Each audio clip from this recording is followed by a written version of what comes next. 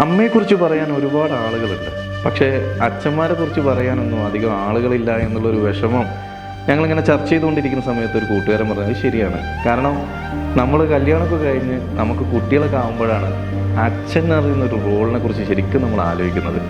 അതോടൊപ്പം തന്നെ നമ്മൾ പ്രവാസിയും കൂടി ആകുന്ന സമയത്ത് ശരിക്കും ആ ഫീല് മനസ്സിലാവും.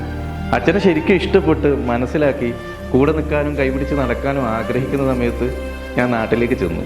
നാട്ടിൽ ചെല്ലുമ്പോൾ ഉമ്മറത്ത് വെള്ള പുതച്ച് കിടക്കുന്ന അച്ഛനെയാണ് ഞാൻ കണ്ടത് എന്നവൻ ഇടറിയ ശബ്ദത്തിൽ എന്നോട് പറയുമ്പോഴാണ് അച്ഛൻ എന്ന് പറയുന്ന വലിയ ഒരു നെടുന്തൂണിനെ കുറിച്ച് ഞാൻ ആലോചിക്കുന്നത്.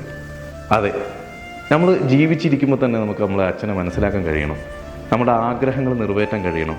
നമ്മളെന്ന അച്ഛനെ നമുക്ക് നമ്മുടെ അച്ഛനിലൂടെ മനസ്സിലാക്കാനും പഠിക്കാനും കഴിയുമ്പോഴാണ് അച്ഛൻ എന്ന സത്യത്തെ നമുക്ക് യഥാർത്ഥത്തിൽ മനസ്സിലാവുകയുള്ളൂ.